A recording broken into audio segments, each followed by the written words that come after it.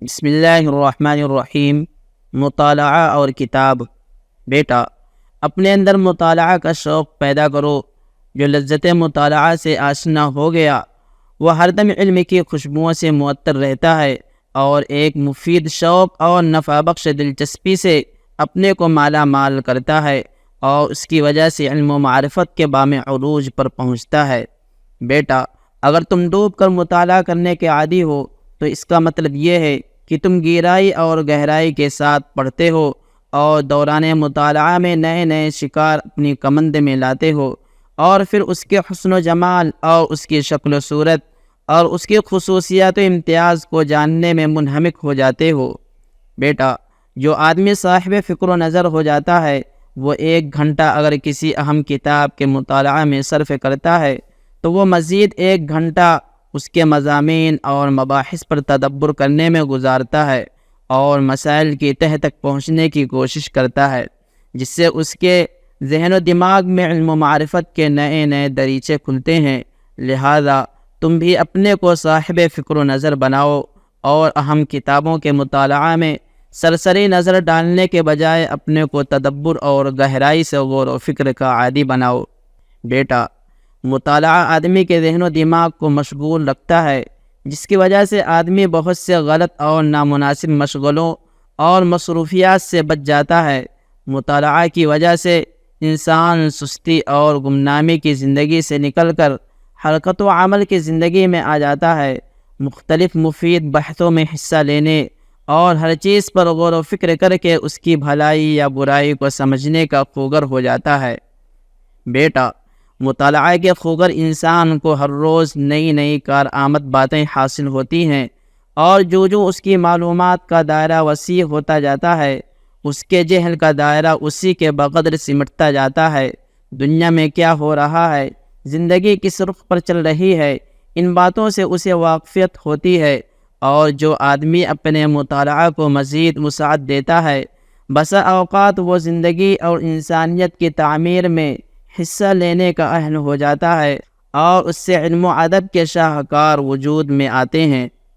بیٹا، اگر مطالعہ کا سفر جاری رکھا جائے اور اس کے لیے اچھی اور اہم کتابوں کا انتخاب کیا جائے تو اس سے آدمی کا مزاج و مذاق ترقی کرتا رہتا ہے، اس کی نفسیات میں خوشگوار تبدیلیاں ہوتی ہیں، فکر و نظر میں بلندی پیدا ہوتی ہے اور آدمی اپنے کو ہر اگلے مرحلے میں پچھلے مرحلے سے بہتر محسوس کرتا ہے۔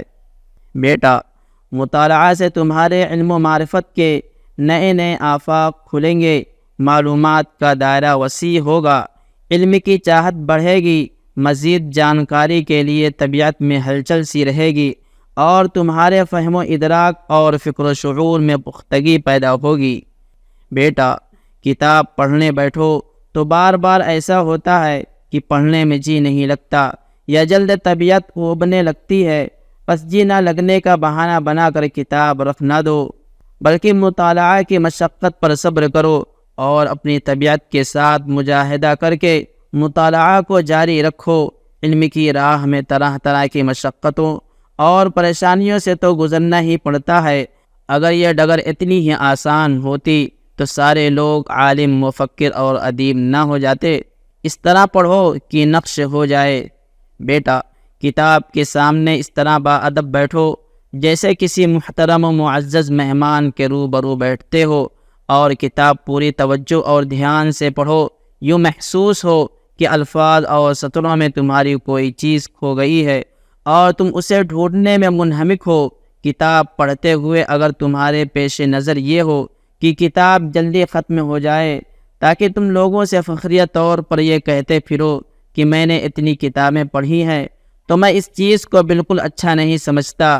ایسے پڑھنے سے کیا فائدہ کہ کتاب ختم ہو اور پڑھنے والوں کو کچھ نہ پتہ ہو کہ کتاب میں کیا لکھا ہے۔ کوئی اگر اس کتاب کے بارے میں کچھ پوچھ لے یا امتحان لینے لگے تو اسے تمہارے اور گدھے کے درمیان کوئی فرق نہ محسوس ہو۔ مطالعہ گہرائی کے ساتھ کرو اور مباحث کو اچھی طرح سمجھ کر اس کو اپنے قابو میں لاؤ۔ علمی اور فکری کتابیں بہت وقت چاہتی ہیں، بار بار گہرائی سے انہیں پڑھ کر سمجھنے کی کوشش کرنی پڑتی ہے، تب کہیں جا کر ان کے معانی تک رسائی ہوتی ہے۔ مطالعہ حصول علم کے لیے، نہ کہ تفریح طبع کے لیے۔ بیٹا، کتاب کا پڑھنا سمجھنے اور معلومات میں مفید اضافے کی غرض سے ہونا چاہیے۔ محض تفریح طبع کے لیے کتابیں پڑھنا، جیسے لوگ قصہ کہانی کی کتابیں پڑھتے ہیں، ایسے بے فائدہ مطالعے میں اپنے قیمتی وقت کو ضائع کرنا کسی طرح مناسب نہیں۔ ہاں، پڑھتے پڑھتے جی اکتا جائے تو کبھی کبھار تفریح طبع کے لیے ایسی کتابوں کے پڑھنے میں کوئی حرج نہیں جن میں طنز و مزاح اور علمی نکتے اور لطیفے ہوں۔ ایسی کتابیں چونکہ دل بہلانے کی غرض سے پڑھی جاتی ہیں، لہذا ان کا سرسری طور پر پڑھ لینا ہی کافی ہے، بہت زیادہ توجہ اور گہرائی سے پڑھنے کی ضرورت نہیں۔ کسی ایک ہی مؤلف کو پکڑ لینا نقصان دہ۔ بیٹا، کسی ایک ہی صاحب قلم کو ہمیشہ کے لیے اس طرح نہ پکڑ لو کہ بس اسی کو پڑھو اور اس کے علاوہ کسی اور کو نہ پڑھو۔ اس طرح علم حاصل کرنے میں بھی اپنے کو ہمیشہ کے لیے کسی ایک ہی شیخ سے وابستہ نہ کر لو۔ ایک ہی شخص میں محدود ہو جانے سے تنگ نظری پیدا ہوتی ہے۔ ہر چیز میں ایک ہی شخص کی نقالی کی عادت ہو جاتی ہے، جس سے آدمی کی اپنی خصوصیت اور اپنے کمالات چھپ جاتے ہیں، اور ایک ہی میں محدود ہو جانے میں سب سے بڑا نقصان یہ ہے کہ اگر وہ کسی مسئلے میں گمراہی کا شکار ہو گیا تو تم بھی گمراہی کا شکار ہو جاؤ گے۔ لہذا مختلف مشائخ اور اساتذہ سے علم حاصل کرو اور مختلف مصنفین کو پڑھو، اس سے علم کے آفاق وسیع ہوں گے، تنگ نظری اور تعصب سے نجات ملے گی، فکر میں ایک رخاپن کے بجائے ہمہ جہتی پیدا ہوگی، اور آدمی کی اپنی صلاحیتوں میں مزید نکھار پیدا ہوگا۔ بیٹا، کسی خاص ملک کے علماء کی بیجا طرفداری بھی نہ کرو۔ اسلام عالمی دین ہے۔ اللہ تعالیٰ نے ہر خطے اور نسل کے لوگوں کو دین سمجھنے کی صلاحیت سے نوازا ہے۔ اپنے دین کے فہم کو کسی خاص علاقے یا خاص قوم کے ساتھ مخصوص نہیں رکھا ہے۔ کتاب سے یاری کرو۔ بیٹا، کتاب سے یاری پیدا کرو۔ جب کتاب کے ساتھ تمہاری خوب گزرنے لگے، وہی تمہارا اوڑھنا اور بچھونا ہو جائے، وہی تمہارا پسندیدہ کھانا اور پسندیدہ مشروب بن جائے، وہی تمہارا سب سے لذیذ مشغلہ ہو جائے، وہی تمہارا مونس ہو جائے جس میں تمہارا دل بہلے، وہی تمہاری ہمدم کی گفتگو کا پسندیدہ موضوع ہو جائے، اور اسی میں دیکھنے سے نظروں کو سکون ملے، تو یہ سمجھو کہ تم راہ علم کے راہی ہو گئے۔ بیٹا، کتاب تمہارے سامنے انسانی تاریخ کا خلاصہ پیش کرتی ہے۔ مختلف زمانوں اور خطوں کے انسانوں کی تاریخ، ان کے علوم و فنون، ان کی تہذیب اور کلچر، ان کے احوال اور عادات و اطوار کو تم سے قریب کرتی ہے، اور ان سب چیزوں پر بحث و تجزیہ کرنے کے بعد ان کے نتائج سے تمہیں آگاہ کرتی ہے۔ کتاب یا تو حال کا آئینہ، یا تاریخ ماضی کا کوئی صفحہ، یا روئے زمین کا کوئی خطہ ہوتی ہے۔ جب تم کتاب کو پڑھو گے تو کبھی تو تمہیں نئی معلومات ملے گی، اور کبھی تمہارے ذاتی تجربات و خیالات کی تائید و تصدیق ہوگی۔ بہرکیف تمہیں بے پناہ فرحت و مسرت حاصل ہوگی۔ بیٹا، کتاب بچوں کے لیے بہترین سیر و تفریح، نوجوانوں کے لیے نشان راہ، طالب علم کے لیے مرجع، عالم کے لیے پرسکون اور خوشگوار سایہ، تعلیم یافتہ کے لیے مونس، علم کی چاہت رکھنے والوں کے لیے علم کا خزانہ، مسافر کے لیے بہترین رفیق، اور بحث و تحقیق کے میدان میں آبلہ پائی کرنے والوں کے لیے اچھا معاون ہے۔ بیٹا، کتاب علماء کے لیے روزمرہ کے اوراد و وظائف کے مانند ہیں۔ کتاب دیکھے بغیر ان کو نیند نہیں آتی۔ اہل علم کا سرمایہ کتابیں ہیں، اس لیے کہ یہی وہ گنجینہ ہے جس میں ان کے علوم محفوظ ہوتے ہیں، اور اہل دنیا کے عز و جاہ کا راز سونا چاندی اور روپیہ پیسہ ہے، اسی لیے وہ ان چیزوں کو اپنا سب سے بڑا قیمتی سرمایہ سمجھتے ہیں۔ کتاب میں محفوظ علوم کی تجوری انسان کی عقل اور اس کا دماغ ہے۔ جتنا علم اس تجوری میں جاتا ہے، تجوری کی گنجائش میں اسی کے بقدر اضافہ ہوتا رہتا ہے۔ یہ تجوری کبھی نہیں بھرتی، بلکہ ہر وقت حل من مزید، یعنی کچھ اور کی طلب میں رہتی ہے۔ طالب علم تو وہ ہے جسے علم کی پیاس ہر وقت علم کی طلب میں مشغول رکھے۔ جس آدمی میں مزید کی طلب نہیں، وہ طالب علم ہی کب ہے۔ ہر کتاب پڑھنے کی نہیں ہوتی۔ بیٹا، کتاب دو دھاری تلوار کے مانند ہے، کبھی کتاب کے اندر خیر ہی خیر ہوتا ہے اور کبھی اس کے اندر شر ہی شر بھرا ہوتا ہے۔ کتاب ایک ذریعہ ہے، اچھا اسے اچھے مقصد سے استعمال کرتا ہے اور برا اسے بری غرض سے استعمال کرتا ہے۔ یہ ایک برتن ہے جس میں شیریں بھی ہوتا ہے اور تلخ بھی، مفید بھی ہوتا ہے اور مضر بھی۔ کتاب اگر تمہیں راہ حق کی رہنمائی کرتی ہے تو یہ تمہارے لیے بادل کے ٹھنڈے سائے کی طرح ہے جس سے سفر خوشگوار ہو جاتا ہے، اور اگر کتاب تمہیں باطل کے قریب کرتی ہے، فکری آوارگی اور اخلاقی بے راہ روی کی طرف لے جاتی ہے، تو یہ کتاب تمہیں اندھے گڈھے میں گرا رہی ہے۔ لہذا آدمی کو یہ خیال رہنا چاہیے کہ وہ خود کیا پڑھ رہا ہے اور اس کے دوست و احباب اور اس کی اولادیں کیا پڑھ رہی ہیں۔ آدمی اگر خود سے اچھی کتابوں کا انتخاب نہیں کر سکتا تو اس سلسلے میں کسی صالح دیندار، علمی ذوق رکھنے والے عالم سے مشورہ کرنا چاہیے اور اسی کے مشورے سے اپنے لیے کتابوں کا انتخاب کرنا چاہیے۔ ذاتی لائبریری ضروری۔ بیٹا، تمہاری اپنی ایک لائبریری ہونی چاہیے، مگر اس لائبریری کو واہی تباہی کتابوں سے بھر کر اپنے گھر سانپ اور بچھو نہ پالو۔ اس کتب خانے میں بس انہی مصنفین کی کتابوں کو جگہ دو جن کے اندر صلاح و تقوی ہو اور فکر و خیال میں سلامتی ہو، ورنہ نہ عمری اور نہ تجربے کاری کی عمر میں غلط کتابوں کو پڑھنے کے نتیجے میں اگر تمہارے اندر فکری بے راہ روی پیدا ہو گئی تو تمہارے اعزاء و اقربا اور تمہارے سرپرستوں کے لیے اس دلدل سے تمہیں باہر نکالنا بہت مشکل ہوگا، بلکہ بسا اوقات ممکن ہی نہیں رہے گا۔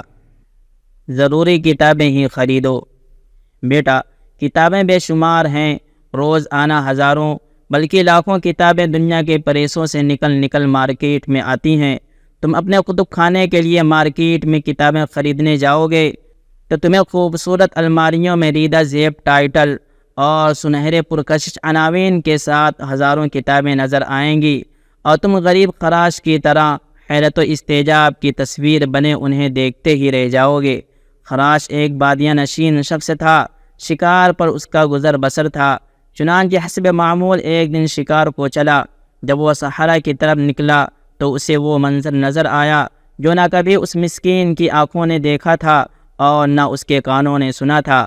اس نے نگاہ اٹھائی تو اسے دامن صحرا میں تا حد نظر قطار در قطار خوبصورت ہرن کے ریوڑ نظر آئے اور بساط عرضی پر ایک عجیب سما پیدا کر رہے تھے۔ غریب خراش حیرت و استعجاب کی تصویر بنا ٹکٹکی لگائے انہیں دیکھتا ہی رہ گیا، اور آہوان صحرا کے اس ہجوم کو دیکھ کر آخر تک یہ فیصلہ ہی نہ کر سکا کہ کس کا شکار کرے۔ شاعر نے خراش کے قصے کو اپنے شعر میں یوں بیان کیا: تکاثرت الزباء علی خراش فلا یدری خراش ما یصیر۔ خراش کو بہت سارے ہرن نظر آ گئے تو اسے سمجھ ہی میں نہ آیا کہ ان میں کس کا شکار کرے۔ خلاصہ یہ کہ 9 بنوں کی کتابوں کے اس ڈھیر میں سے انتخاب کر پانا مشکل ہے۔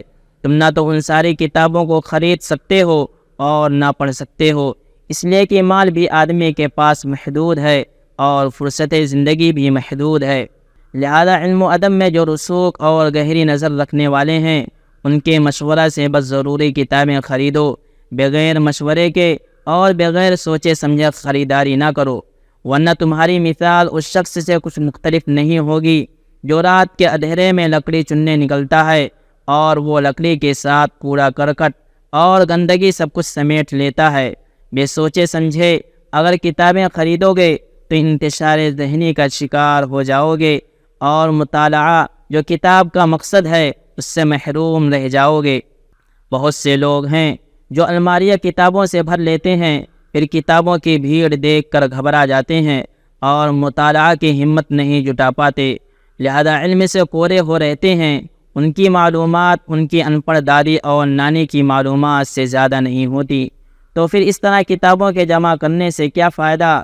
اس لیے فی الحال ضروری اور مفید کتابیں ہی جمع کرو، اور اتنی ہی جمع کرو جن کے پڑھنے کی ہمت کر سکو اور ان سے فائدہ اٹھا سکو۔ ہاں، اللہ تعالیٰ تمہیں جب اس میدان کا شہسوار بنا دے تو پھر جو کتابیں تمہارے کام کی ہوں سب کو جمع کرو اور علم و تحقیق کے میدان میں آگے بڑھو۔ سبحان ربک رب العزت عما یصفون وسلام علی المرسلین والحمد للہ رب العالمین۔